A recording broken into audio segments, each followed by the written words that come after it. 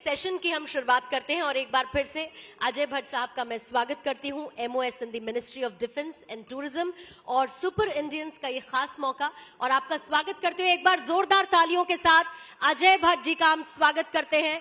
तमाम सवालों की शुरुआत करेंगे और अजय जी कोशिश करेंगे एक रैपिड फायर आपके साथ रखा जाए।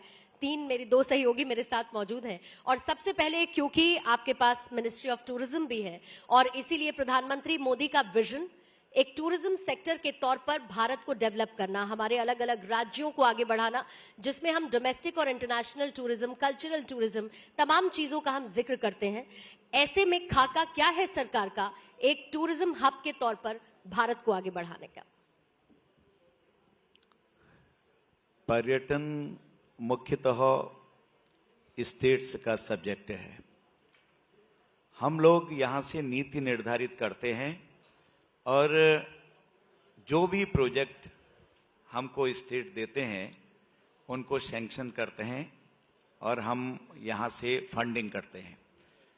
खुद भी स्टेट फंड देते हैं और हम भी देते हैं। पर्यटन की अपार संभावनाएं हमारे देश में हैं और कोरोना के दौरान हम बहुत पीछे आ गए। उससे पहले मैं अपनी ही बात नहीं, विश्व की बात करूं, अगर आप आंकड़े देखेंगे तो सारे विश्व में टूरिज्म बहुत पीछे रहा।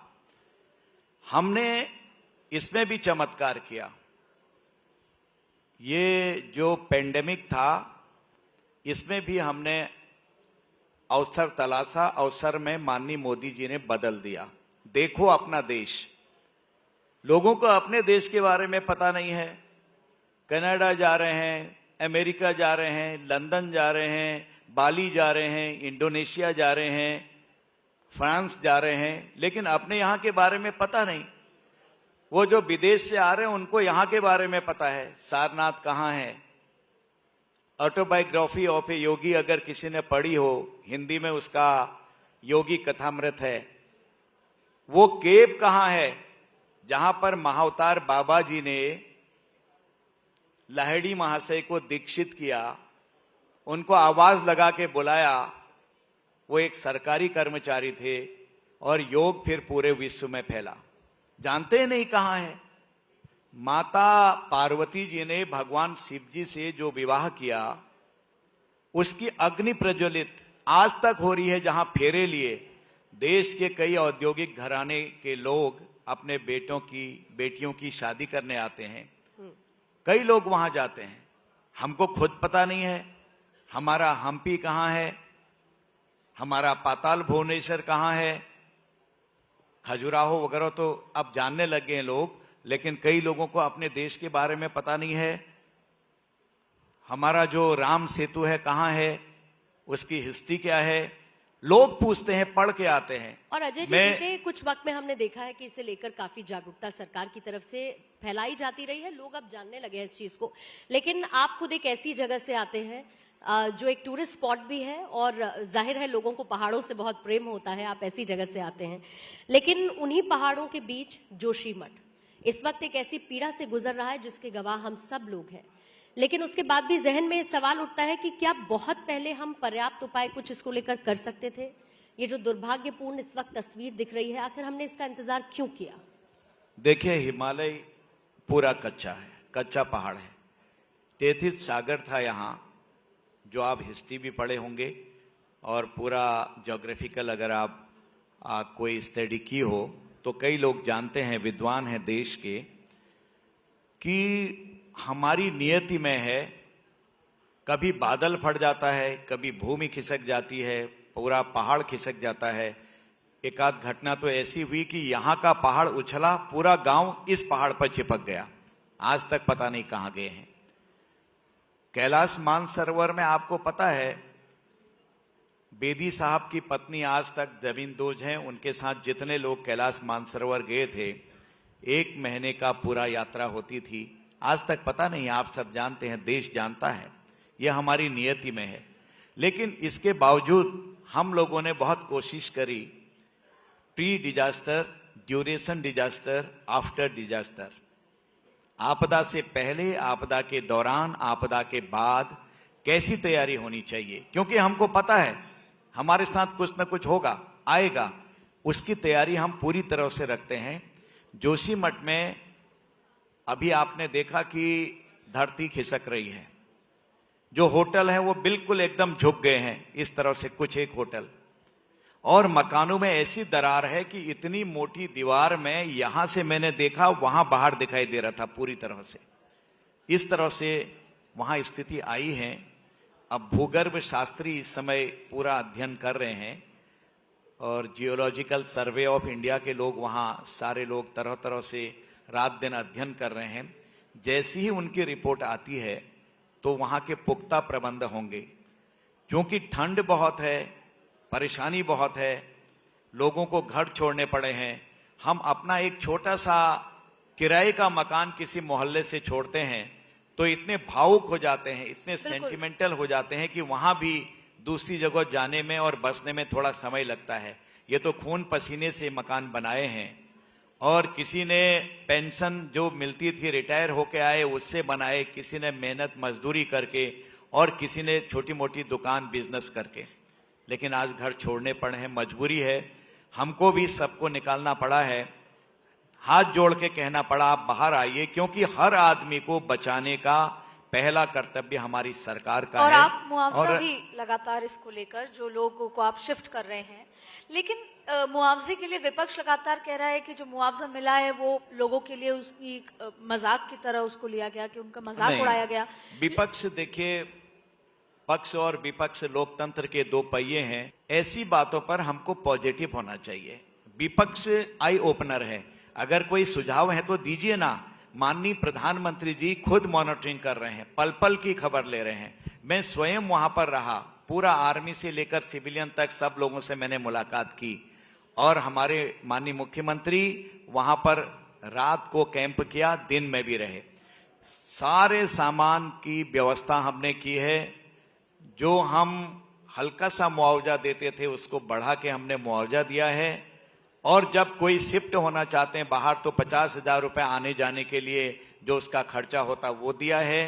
4,000 रुपए पहले किराए के मकान के लिए दे रहे थे, अब 5,000 रुपए हम किराए का मकान अगर सुरक्षित पर कोई स्वेच्छा से जाना चाहता है वो भी होगा। हमने 5 जगह ऐसी चुनी है जहां पर हम परमानेंट तरीके से लोगों को बसाएंगे, और उसकी आजकल उसकी भी सर्वे चल रही है कि जियोलॉजिस्ट क्या रिपोर्ट देते हैं, उसकी भी हमारी तैयारी है। लेकिन जिसके 4-5 कमरे थे, एक आध कमरे में होटल में रह रहे हैं बेचारे, परेशानी तो होती है। ठंडे से बचाव, वहां पर गर्मी की व्यवस्था, बिस्तरे की व्यवस्था, भोजन की व्यवस्था, दवाई की व्यवस्था। अभी कैंप लगाए हैं वहां मेडिकल 2, हमारे स्वास्थ्य मंत्री वहीं थे, और साथ में डॉक्टर्स हर कैंप पर। और तो और पहली बार जो जानवर मकानों में नीचे हैं उनको कुछ न कुछ देने के लिए जाना पड़ता है, क्योंकि वो भी एक प्राणी है। उनके लिए भी कैटल शेल्टर हम वहां बना रहे हैं। बिल्कुल बिल्कुल। अब प्रकृति की मार है, सहन करनी पड़ेगी, क्योंकि सब चीज तो पूर्व निर्धारित है। उसको जैसे ठीक होगा, जैसे जोशीमठ को बचाया जाएगा और मानव जीवन को हर प्रकार से सुरक्षित किया जाएगा, यह हमारी सरकार की प्राथमिकता है। वहाँ के जो स्थानीय लोग हैं वो खासे नाराज थे, और इसीलिए सवाल बनता था कि मुआवजे को लेकर के हल्ला हंगामा वहां हुआ। लेकिन जो स्थिति अभी जोशीमठ में उत्पन्न हुई है, इसको लेकर के आज से नहीं सर, 1976 से ही इसको लेकर के रिपोर्ट्स आती रही। अभी की सरकार हो या पहले की कोई भी सरकार हो, क्या आपको लगता है कि तमाम सरकारें पहाड़ को लेकर, जोशीमठ को लेकर के विफल रही है? देखिए, इस समय नुक्ताचीनी करने का वक्त नहीं है। मैंने सबसे कहा, मैं स्वयं वहां था। पक्ष विपक्ष, क्योंकि कभी किसकी सरकार कभी किसी की सरकार आती रही है। जो पहले की रिपोर्ट्स हैं उनको किसी ने बहुत सीरियस नहीं लिया होगा, या ले लिया होगा, या जिन्होंने ये पता होते हुए भी कच्चे पहाड़ हैं बड़े मकान बना लिए होंगे।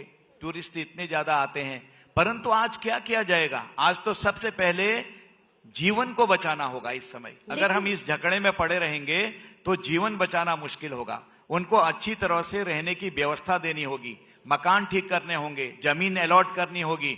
जिसका जितना खर्चा लगता है वो खर्चा देने के लिए सरकार तैयार है। लेकिन सर माफ कीजिएगा, चूंकि बात वहां के स्थानीय लोगों की है और विकास जरूरी है, लेकिन अगर किसी की जिंदगी को लेकर के विकास भारी पड़ जाए तो दिक्कत है। क्या आपको लगता है कि अंधी दौड़ में विकास को पहाड़ पर लेकर के जाया जा रहा है? क्या एक वजह है? मैंने बार बार यही कहा है कि विकास और पर्यावरण में हमको संतुलन बनाना बहुत आवश्यक हो गया है, क्योंकि पहाड़ में जाना है, गाड़ी भी चाहिए, विकास भी चाहिए, इंफ्रास्ट्रक्चर चाहिए, हॉस्पिटल चाहिए, स्कूल चाहिए, सारी चीजें चाहिए।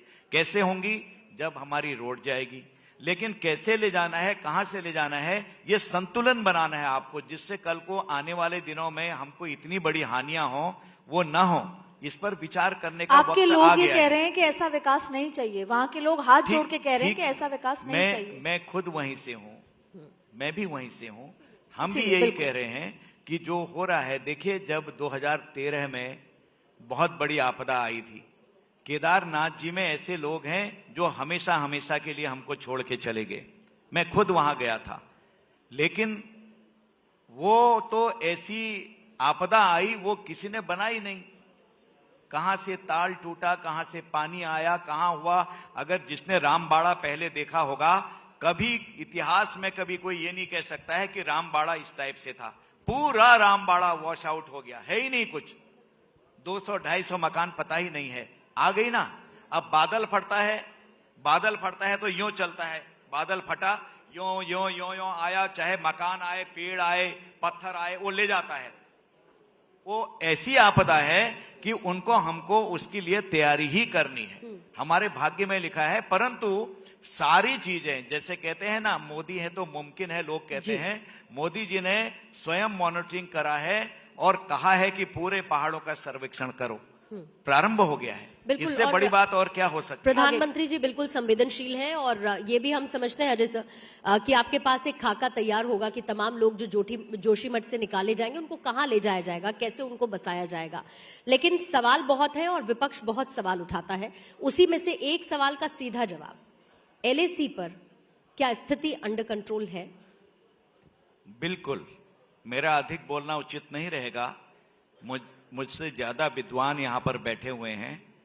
बिल्कुल स्थिति कंट्रोल है। जल में, थल में, नभ में हमारी सुरक्षा चाक चौबंद है। और जो विपक्ष या हमारे मित्र बार बार सवाल उठाते हैं, बोलना उचित नहीं है। ब्रिगेडियर दलवी की किताब पढ़ लें, यहां इतने विद्वान लोग हैं, मंगा लें, पता लग जाएगा कि 62 में क्या हुआ और आज क्या हो रहा है। गलवान है, उरी है, कहीं पर भी है, डोकलाम है, इतनी चीजें हुई हैं जिसका माकूल जवाब दिया है देश के जवानों ने।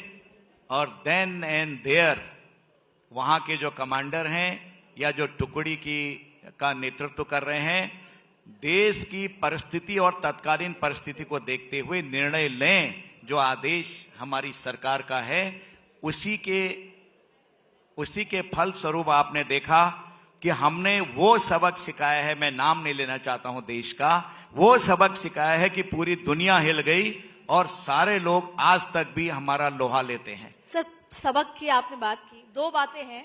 एक तो ये कहा जाता है कि दुश्मन की आंख से आंख मिलाकर बात करेंगे, और दूसरा, हाल ही में देश के गृह मंत्री अमित शाह ने कहा कि 1 इंच जमीन भी हम नहीं देंगे। एक बात देश के रक्षा मंत्री ने भी एक सभा में कही कि हम पीओके जो है वो वापस लेकर आएंगे, और उसके बाद तमाम अलग अलग राजनीतिक प्लेटफॉर्म पे बात कही कि पीओके वापस लेकर आएंगे। आपको क्या लगता है कब तक पीओके हमारा होगा? देखिए, मैं इतना ही आपसे कहना चाहता हूं, जो मेरे नेताओं ने कहा है, सर्वोच्च नेतृत्व ने, मैं कोई बात नहीं कहूंगा। इतनी बात कहना चाहता हूं कि जल में, थल में, नभ में आज हम बहुत ताकतवर हैं। किसी की आंख उठाकर हमको देखने की हिम्मत नहीं है। और हमारे जवान, हमारे अधिकारी देन एंड देयर तत्काल किसी भी परिस्थिति में किसी भी प्रश्न का उत्तर देने के लिए तैयार हैं, तत्पर हैं। और वही प्रश्न 2022 में राहुल गांधी ने उठाया, जब उन्होंने पाकिस्तान, चीन का जिक्र किया और ये कहा कि दोनों देश युद्ध की तैयारी एक साथ कर रहे हैं, और उन्होंने 2 फ्रंट वॉर का भी जिक्र किया। तब ये कहा गया था कि राहुल गांधी देश की सेना का मजाक उड़ा रहे हैं। आज इसे लेकर आप क्या कहेंगे? और हमारी जो तैयारी है बॉर्डर एरियाज में, क्या हम और ज्यादा अलर्ट हैं उन चीजों को लेकर, इन बयानों को किनारे रखते हुए? देखिए, सबसे पहले मैं नाम नहीं लेता हूं, कुछ लोगों को देश आज गंभीरता से नहीं लेता है। जिनको लाल मिर्च और हरी मिर्च का पता नहीं हो, आलू से सोना बनता हो, जो एसी में रहे हैं, गरीब कैसे रहते हैं, देश के लोगों की, किसानों की मिट्टी में क्या सुगंध आती है उनके बदन से, वो पता नहीं है। उनके रहन सहन में जो छुट्टी काटने जाते हो देश में और कैसे रहते हो सबको पता है। मैं किसी का नाम नहीं लेता हूं, उनके बारे में मैं कोई प्रश्न का उत्तर भी देना नहीं चाहता हूं। पूरी नॉलेज अप टू डेट रहनी चाहिए एक नेता को, जो नेतृत्व करने की क्षमता रखते हैं।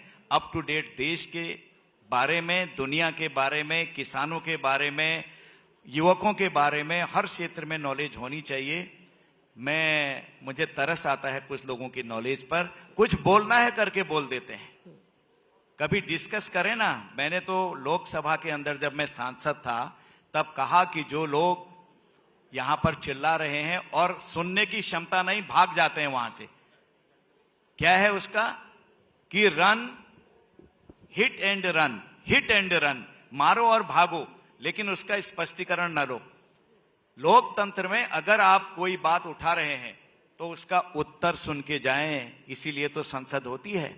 लेकिन कुछ लोगों के व्यक्तित्व को आप देखेंगे, चरित्र और कृतित्व को देखेंगे, वो कुछ न कुछ गलतफहमी फैला जाते हैं और उसके बाद भाग जाते हैं। हिम्मत नहीं है। मैं आज भी कहना चाहता हूं, किसी पॉइंट पर, औरों से तो नहीं, हमारे तो बहुत उच्च नेतृत्व की बात नहीं करता हूं, मैं छोटा सा कार्य करता हूं। कहें तो मुझसे टेबल टॉक कर लें, मैंने पहले भी कहा, आज भी कह रहा हूं, मैं अच्छी तरह समझा दूंगा कहां पर आप गलत है, कहां सही है। जी सर, हमारे शौर्य, हमारे शान पे किसी को शक नहीं और हो भी नहीं सकता। लेकिन झड़प के बाद खबर ये है सर कि चीन भूटान को धमका रहा है कि किसी भी तरीके से डोकलाम पर अपना कब्जा करे, ताकि सीमावर्ती क्षेत्रों में उसका दायरा बढ़ता जाए। इसको लेकर के क्या कुछ जानकारी? जो भूटान के साथ सर वार्ता, देखिए वार्ता के लिए चीन तैयार हो चुका है, तो क्या आपको लगता है एक तरीके की प्रेशर पॉलिटिक्स है, डोकलाम पर अपनी एज और ज्यादा स्ट्रांग करने की चीन की तरफ से कोशिश, भूटान को साथ लेते हुए? देखिए, मैं कुछ विषयों पर ज्यादा बोलना उचित नहीं समझता हूं। हमारे जो मित्र राष्ट्र हैं वो हमारे मित्र हैं, हमेशा हमारे दुख सुख के साथी हैं, हम उनके दुख सुख के साथी हैं। कई जगह तो हमारे रोटी बेटी के संबंध हैं, हर तरफ से हम मिलकर रहते हैं, इसलिए अधिक बोलना उचित नहीं है। सर, आत्मनिर्भर भारत का जो नारा है प्रधानमंत्री नरेंद्र मोदी ने हर सेक्टर में दिया है, स्टार्टअप्स की बात हो, महिलाओं के लिए हो, आत्मनिर्भर होना है। सर, डिफेंस सेक्टर में समझना चाहेंगे, क्योंकि कोई भी देश या तो क्रूड ऑयल या डिफेंस सेक्टर में कैसा काम कर रहा है, किस तरह की स्थिति है, उससे कितना आत्मनिर्भर है भारत की आत्मनिर्भरता डिफेंस सेक्टर में समझना चाहते हैं। एक समय ये था जब हम विदेशों में जाते थे, दे दे बाबा रॉकेट दे दे बाबा गोली दे दे, बारूद दे दे, और वो समझते थे अरे ये सब मांगने वाले देश के लोग हैं, बाहर बैठिए। 2 दिन में 3 दिन में हमारे प्रधानमंत्री जी को मिलते थे। और आज की स्थिति देखिए, 8 सालों में देश का कायाकल्प हो गया है। मोदी जी से हाथ मिलाने के लिए दुनिया लालायित रहती है। आप विदेश में जाइए, कितनी जबरदस्त फॉलोइंग बढ़ी है। आज विदेश के बच्चे बच्चे मोदी जी जानते हैं। आत्मनिर्भरता के हालात देखिएगा। सिपरी, आप नोट कर लें संस्था, सिपरी नामक संस्था ने अभी एक सर्वे किया है इंटरनेशनल लेवल पर कि एक्सपोर्ट करने वाले कितने देश हैं जो आर्मी का साजो सामान भेजते हैं। उसमें 25 यानी कि 25 टॉप कंट्रीज निकली हैं। पहली बार भारत टॉप 25 में निकला है। यह आत्मनिर्भरता का प्रतीक है हमारा। हमने 38,500 करोड़ का एक्सपोर्ट अभी तक कर दिया। 2 महीने पहले के आंकड़े बता रहा हूं। इस बार अभी वित्तीय वर्ष हमारा प्रारंभ होने वाला है, नया वाला। इसमें तो हमने अकेले ही 1300-1400 करोड़ रुपए का अकेले ही डाल दिया अभी तक 1 साल के अंतर्गत। इंडिजिनस के बारे में एक बार और बताऊं आपको, INS विक्रांत आपने देखा, पहली बार हमने विक्रांत को देश को समर्पित किया माननीय प्रधानमंत्री जी ने। मुझे भी उसका साक्षी बनने का मौका मिला प्रधानमंत्री जी के साथ। रक्षा मंत्री जी और मैं साथ में थे उनके। दुनिया हिल गई। हमारी बेटियां उसमें फाइटर बैठी हैं। लगभग 3 दर्जन फाइटर जहाज उसमें है INS विक्रांत में। और महाशक्तियों के बराबर हम आगे। वो इसलिए हिल गए कि पहली बार अपने संसाधनों से इतना बड़ा आपने जहाज बना दिया, इतना बड़ा शिप बना दिया। और आज आपने देखा हमारा ब्रह्मोस मिसाइल बाहर को जा रहा है। और हमने लगातार हमारे रॉकेट, हमारी मिसाइल, हमारे पहली बार हमारे जो ये होती है एयरपोर्ट, ये सॉरी हमारी बुलेट प्रूफ जैकेट हम बाहर भेज रहे हैं। सन 62 की क्या स्थिति थी, बोलना नहीं चाहता हूं मैं इस मंच पर। बिल्कुल मैंने फिर कहना चाहता हूं, ब्रिगेडियर दलवी की किताब जरूर पढ़ेगा देश, कहीं मिलेगा, पता लग जाएगा तब क्या था और आज मोदी जी ने कैसा कर दिया है कायाकल्प देश का। बिल्कुल, और यही विजन है, यही सोच है जिसके साथ ये बार बार ये कहा भी जाता है कि अगर छेड़ोगे तो छोड़ेंगे नहीं, और एक इंच जमीन भी कोई हमारी ले पाएगा नहीं। बहुत बहुत शुक्रिया अजय भट्ट जी आपका हमारे साथ इस पैनल डिस्कशन, इस चर्चा में शामिल होने के लिए। Thank you so much. Thank you.